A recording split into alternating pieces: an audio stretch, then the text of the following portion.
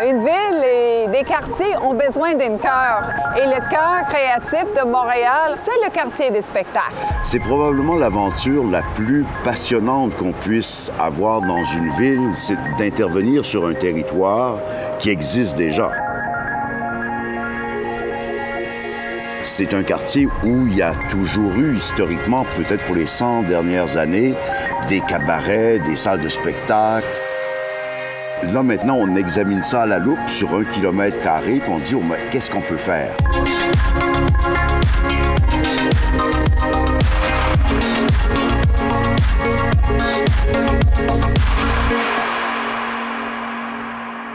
On est arrivé dans le projet en 2004. C'est un concours qui avait été lancé pour l'identité visuelle. On a essayé de trouver une solution qui relevait beaucoup plus d'un langage visuel, d'une chose beaucoup plus large, qui nous permettait à la fois d'être évolutif, de s'adapter aux différentes circonstances, bref, de montrer les contrastes de ce que pouvait être un territoire aussi riche que celui du quartier des spectacles. Ce quartier n'est pas un quartier administratif, mais un quartier d'une certaine manière complètement normal pendant le jour et qui la nuit gagne en particularité. Ça a été aussi depuis longtemps le Red Light District de Montréal. Alors on ne voulait pas effacer cet élément-là. Donc on a commencé par ces points rouges parce qu'il s'agissait de marquer le quartier. Quand il y a des points rouges, c'est une institution culturelle, c'est un lieu ouvert au public, c'est un lieu accessible. Puis un travail de façade, en sachant que ce travail de façade peut avoir 2 temps. Un premier temps, quand l'établissement n'est pas en activité, et puis une sorte d'apothéose lorsque le spectacle est véritablement en place. Donc aussi ce principe un peu écologique de dire on n'est pas toujours à fond la lumière. Il y a un 3e temps sur le projet du plan lumière, c'est ce qui fait qu'il est assez distinctif. C'est le moment où on révèle le fait que ces lieux-là sont en réseau. Ça peut être une sorte d'horloge urbaine, aux heures ou aux demi-heures. Les lieux prennent en intensité lumineuse puis synchronisent sur une couleur pour annoncer puis affirmer qu'ils sont ensemble dans un quartier.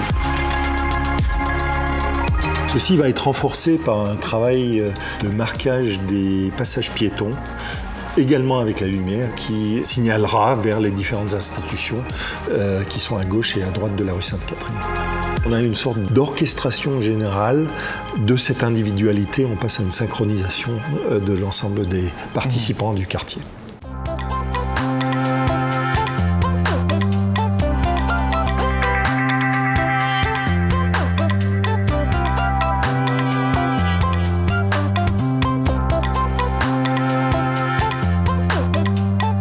Très vite, nous, on a montré qu'on ne voulait pas tout faire, que nous, on était là pour rendre possible à des concepteurs lumière de pouvoir s'exprimer sur des problématiques, avec ce rôle, bien entendu, de relier les projets entre eux, d'arriver à faire que les projets s'harmonisent, d'arriver à faire qu'on ait suffisamment de différences et en même temps une unité, une cohérence, une coordination en fait, des signes généraux. Je pense que le designer doit être un étranger. Certes, il faut bien connaître l'espace, dans son histoire, dans ses différences, etc. Mais il faut aussi avoir ce regard qui permet de s'étonner. C'est souvent cette première intuition-là, cette première vision-là qui est, pour moi, c'est un regard de l'étranger qui révèle les évidences. Nous, on a même proposé de changer le nom du quartier. On a proposé Quartier des Lumières, qui nous paraissait plus juste dans cette bipolarité entre l'UQAM, où la lumière, c'est plutôt le savoir, la recherche, etc., et la lumière du spectacle. Donc cette dialectique, bon, c'était trop tard, c'était pas possible. C'était trop français aussi. C'était...